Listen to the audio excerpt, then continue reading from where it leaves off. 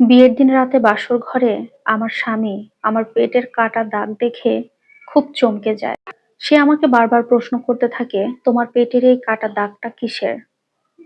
তখন আমি গলা কাঁপিয়ে কাঁপিয়ে বলতে থাকি, সত্যি বলতে আমার 2 বছর আগে একটা ছেলের সাথে সম্পর্ক ছিল।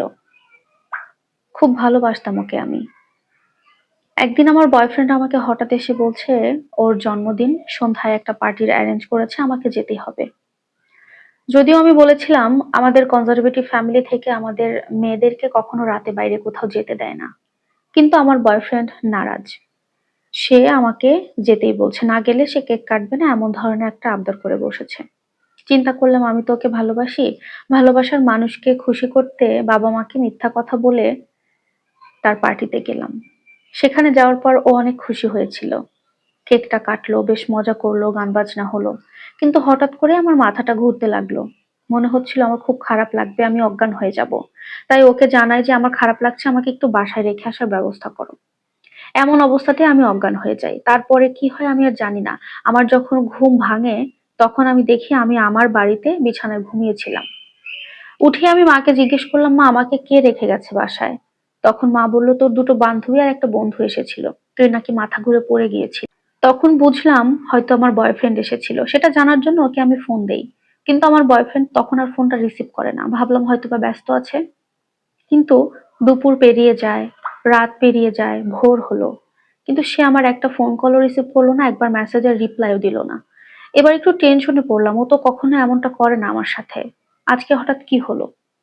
এভাবে 2-3 দিন পার হওয়ার পর ও আমার সাথে যোগাযোগ করে, কিন্তু ভালোভাবে কোনো কথা বলে না। আমাকে ধমকের উপরে বলে যে এতবার কল দাও কেন, ধরি না যখন, বুঝতে পারো না ব্যস্ত থাকি? আর তুমি আমাকে এতবার ফোন দিয়ে জ্বালাবা না, আমি এখন কাজে ব্যস্ত থাকবো, এত কথা বলতে পারবো না তোমার সাথে। আরো অনেক ধরনের বাজে বাজে ব্যবহার করে আমার সাথে ফোনটা রেখে দেয়। এভাবে 4টা 5টা মাস চলে যায় টুকিটাকি কথার মধ্যে, কিন্তু আমি কোনো কারণ বুঝতে পারি না সে কেন আমার সাথে এমন করে। এভাবেই চলছিল। হঠাৎ 4-5 মাস পর আমি আবার অসুস্থ হয়ে যাই, মাথা ঘুরে পড়ে যায় আবারও। এর মধ্যে আমার শরীর মাঝে মাঝেই খারাপ হতো। সেদিন অজ্ঞান হয়ে যাওয়ার পর ডাক্তার এসে চেক আপ করে জানায় আমি প্রেগনেন্ট।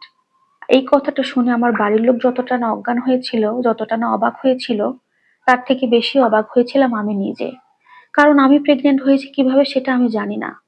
তখন আর আমার বুঝতে বাকি রইলো না আমার বয়ফ্রেন্ড কেন আমার সাথে এমন করছে, কেন আমাকে ইগনোর করছে। আর সেদিন আমি অজ্ঞান হওয়ার পর আমার সাথে কি হয়েছিল, আমার আর কোনো কিছুই বুঝতে বাকি রইলো না। তারপরও আমার বয়ফ্রেন্ডের সাথে আমি যোগাযোগ করতে পারছি না বেশ কিছুদিন। তারপর যেদিন সে আমার ফোনটা রিসিভ করে ওকে আমি বুঝাই, দেখো আমাদের মধ্যে যা হয়েছে হয়েছে, আমি তো এখন প্রেগনেন্ট, চলো আমরা বিয়ে করি। কিন্তু সে আমাকে মুখের ওপরে বলে দিল, তোকে বিয়ে করব আমি? তুই কি পাগল হয়েছিস? তোর মতো মেয়ের সাথে শুধু মজা করা যায়, তোকে শুধু ইউজ করা যায়। তোকে ইউজ করার দরকার ছিল, করেছি, এখন আর তুই আমাকে জ্বালাতে আসিস না, আর কখনো আমাকে ফোন দিবি না। এমনটা বলে সেই যে ফোন অফ করলো, আর ওকে আমি যোগাযোগ করতে পারিনি। আর ওকে আমি চিন্তাও করি না, আমার নিজের ভুল। আমি বাজেভাবে এত ঠকেছি, আমি নিজের রাস্তা এখন নিজেই দেখতে হবে। আমি আত্মহত্যা করতে গিয়েছিলাম, কিন্তু আমার বাবা আমাকে বাঁচিয়ে নেয়।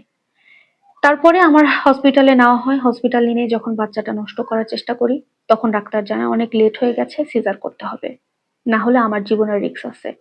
তাই আমাকে বাচ্চাটা নষ্ট করতে সিজার করতে হয়েছিল। সেই কাটা দাগ আপনি দেখতে পাচ্ছেন। পুরো কথা আমার স্বামী যখন শুনলো তখন সে আমাকে জানিয়ে দিল আমার সাথে সে সংসার করতে পারবে না, কারণ আমরা তাকে না জানিয়ে বিয়েটা করেছি।